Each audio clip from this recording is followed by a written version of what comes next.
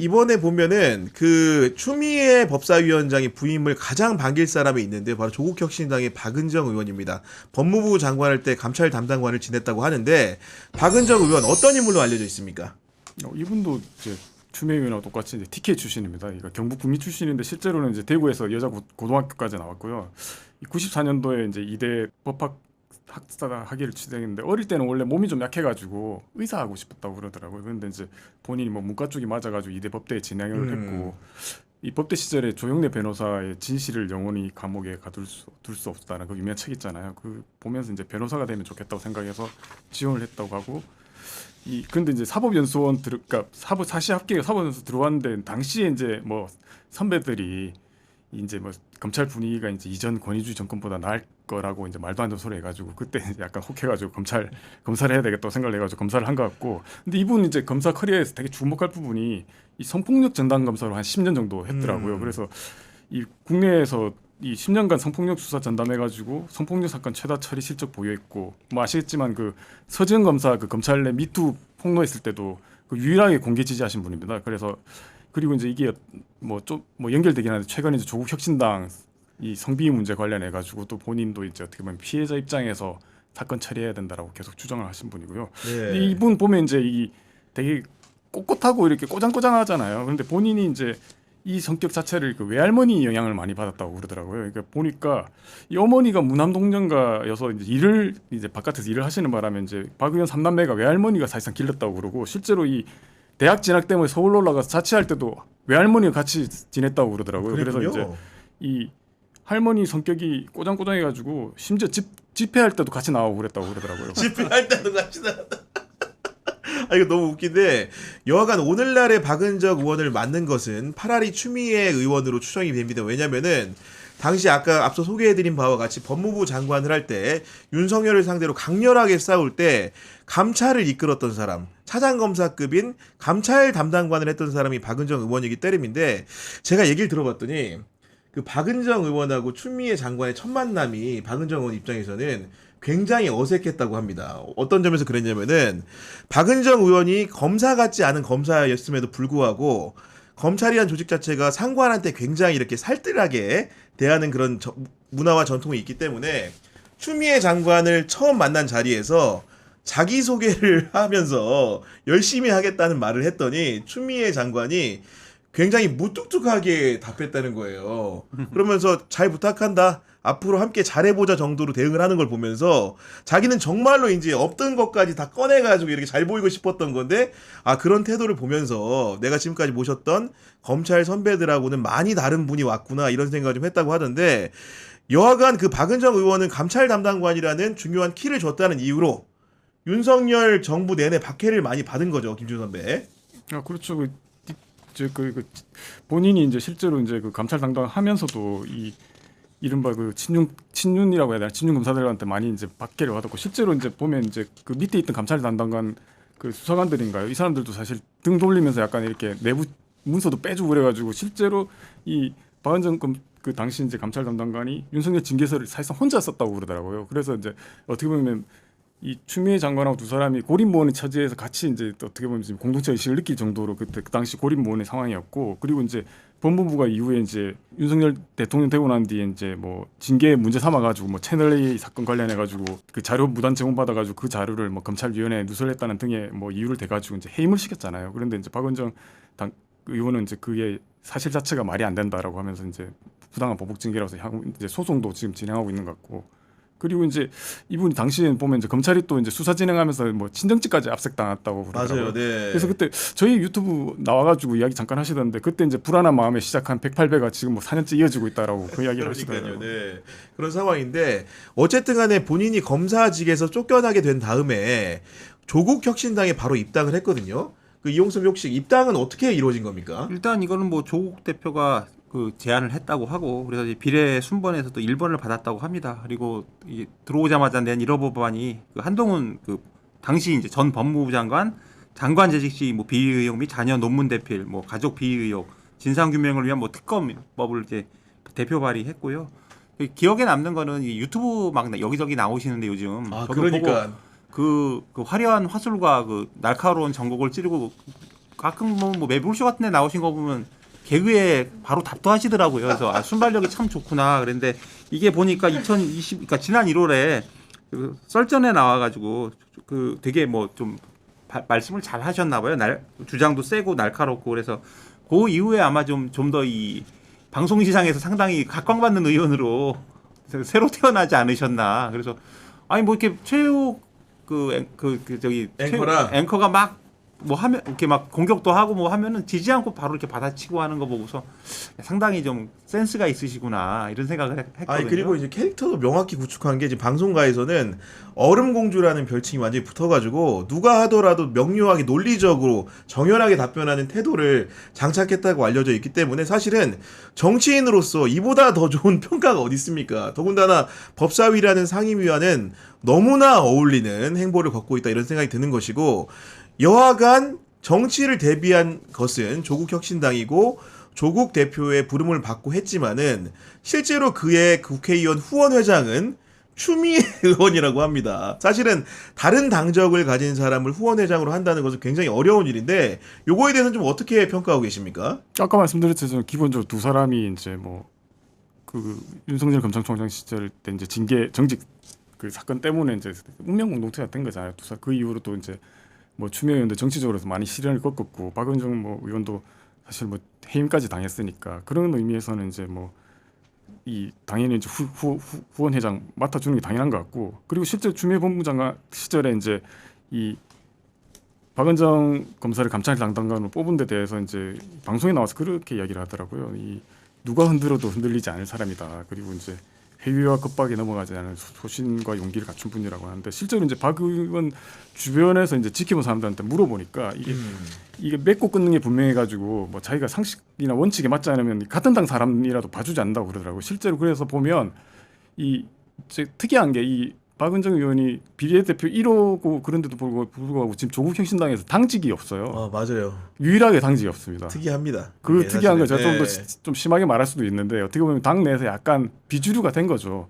그거는 어떻게 보면 당 내에서도 자기가 맞지 않는다고 생각하면 되게 대놓고 이야기를 하시는 모양이더라고요. 그런데 이제 잠깐 뭐 이야기하지만 약간 뭐 최근에 이제 약간 개그 감각도 있다고 그러는데 실제로 주변에 이 보좌진들이나 주변 사람들한테 대할 때는 되게 쿨하게 대한다고 해서 그래요? 그래서 왜 그 지난번 이제 문제가 됐던 이 보좌진들에 대한 이제 의원들 갑질 논란 이런 거 이야기 나면서 이제 주로 이야기했던 게 이 흔히들 보좌진 사이에서 초선 여성 비례의원 방이 이제 헬방이라고 그러거든요. 지옥방이다. 너무 심하게 시키고 이제 인간적으로도 좀 대우를 못 받는다고 했는데 네. 그 주변에 물어봤더니 뭐 이게 박은정 의원을 좀 이렇게 칭송하려고 일부러 그렇게 했는지 말이죠. 우리 방은 해분방이다. 해분방이다. 그런 표현이 있을 그런 정도로 표현을 할 정도로 뭐 이야기를 하더라고요. 사실은 박은정 의원 스스로가 밝힌 거지만은 그 보좌관 비서관들을 선발하는 과정에서 가장 먼저 동의를 물었던 게 언제든지 들이닥칠 수 있다. 압수수색을 당할 수 있는 강호가 돼 있는 사람만이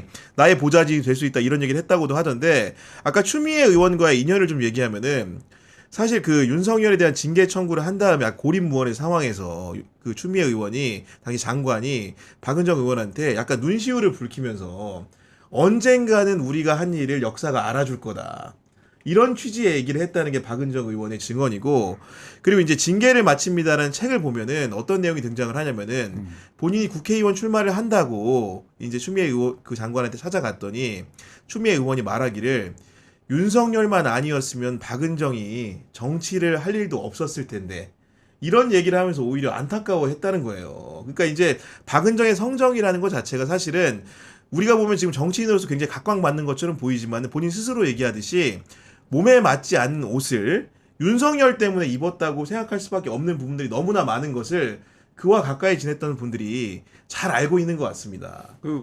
추미애 의원하고 얘기를 하는 것만 먼저 제가 좀 덧붙이겠으면 일단 부를 때도 여전히 장관님이라고 한다고 하고 저는 요즘 이제 그 법사위를 보면서 재밌는 게 박은정 의원이 앞에서 막 얘기를 하잖아요. 초선이라니요. 뭐 이렇게 초선은 가만히 있어 했더니 국민 대표성 무시한다고 막 공격을 하는데 추미애 의원이 듣고 있다가 싹 한마디 덧붙이잖아요. 뭐 예를 들어서 초선 의원도 국민 대표할 자격이 있어요. 뭐 이런 식으로 그러면 어떤 느낌을 받았냐면은 이제 예를 들어서 나경원 의원이 막 도발을 하면 박은정 의원이 또 지지 않고 막 쏘아붙이면 추미애 의원이 위원장으로서 가만히 있다가 한마디 싹 힘을 실어주는 그러니까 나경원 의원이 얼마나 약오르겠어요. 그러니까 2대1로 싸우는 격인데 박은정 의원이 아까 그 책에서 그 추미애 의원에 대해 이렇게 평가를 합니다. 그 법무부에서 처음 만났을 때 그분은 좋은 직장 상사였다. 하지만 지금 내게 추 장관님은 사선을 함께 넘어온 동지 같은 분이다라는 표현을 씁니다. 지금 법사위에서도 그 두 분의 역할 플레이라는 게 누가 자기적으로 끼워서 되는 게 아니고 정말 동지적 관점에서 우리 은정이가 당하면 미애가 나서고 미애가 당하면 은정이가 나서는 이런 자매적인 행태를 보이고 있는 것 같아요. 그래서 네. 보는 맛이 좀 있는 것 같아요. 앞으로도 이제 좀 그런 일이 자주 벌어질 것 같은데 위원장이라는 자리가 상당히 권한이 있잖아요. 예전에 맞아요. 네. 제가 정청래 대표도 예전에 그 법사위원장 하는 거 보면서 뭐 나가 있으세요, 서 있으세요 막 이러는데 추미애 의원이 그보다 더한 것도 할 수 있지 않을까.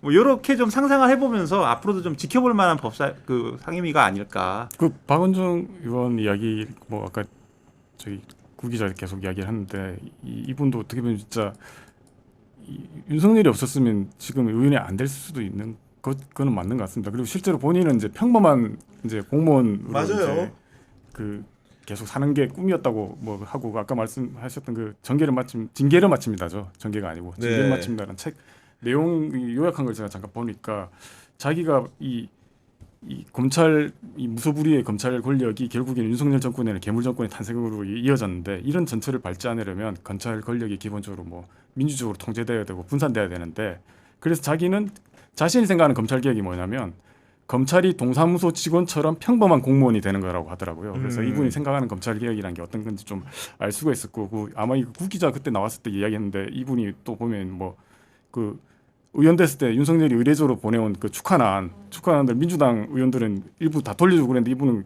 보관했다가 가지고 있었더라고요. 그래서 이제 뭐 윤석열이 이제 파면됐을 때 아크로비스타로 이제 축하난을 이제 뭐 돌려줬죠. 파면 축하난으로 해가지고. 그런데 그때 제 생각을 했던 게 이게 반납하지 않은 이유가 이날만을 기다리고 있었던 거 아닌가 이런 생각이 좀 들더라고요.